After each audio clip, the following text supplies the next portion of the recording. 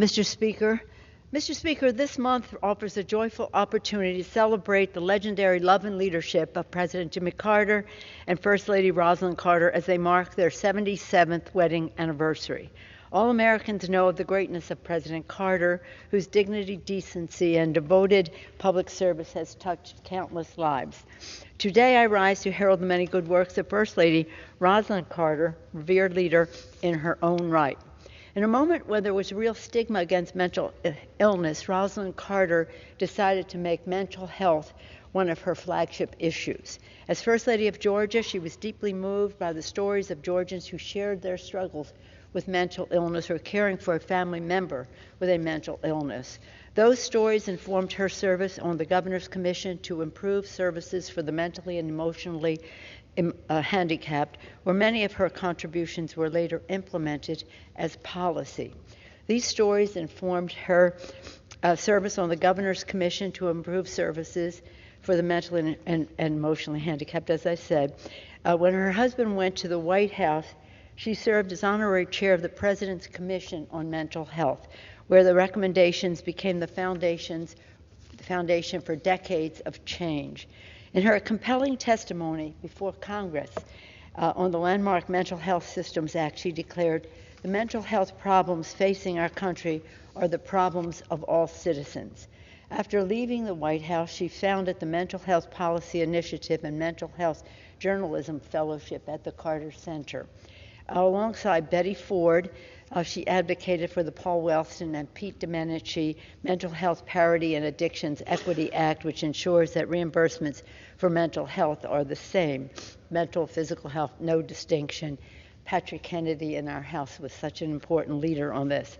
The same boundless compassion also fueled First Lady's fervent commitment to our nation's caregivers. She has devoted herself to bring support and attention to tens of millions of families and professional caregivers across the country.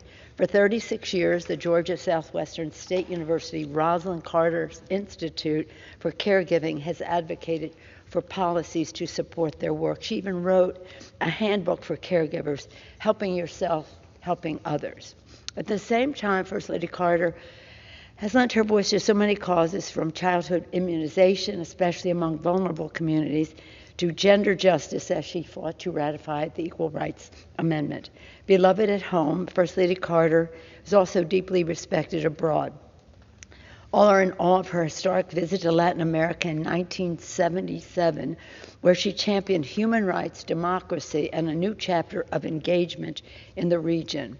With her characteristic grace and grit, she embraced this high-stakes diplomatic mission, meeting the heads of state and speaking with authorities as an emissary for our nation. With her characteristic grace and grit, again, 2 years later, Rosalynn Carter made history as the first sitting First Lady to address the World Health Organization when she shared her mental health findings. In her memorable remarks, she argued that mental health was an aspect of physical health and that health care is a human right. And since, through the Carter Center, she has helped strengthen mental health care in Liberia, caring for people exposed to the stress of conflict, while training community workers to identify signs of mental illness. Personally, it was my special privilege 2 years ago to travel to Plains to join in celebrating the Carter's 75th wedding anniversary, a marvelous celebration of their eternal love and limited partnership. Rosalynn has long been Jimmy's closest friend and confidant, and the Carter Center will forever stand as a testament to their true partnership and service that the Carters share. God has truly blessed America with the leadership of the Carters, and our grateful nation salutes them for their lives well lived. Thank you, Mr. Speaker. I yield back.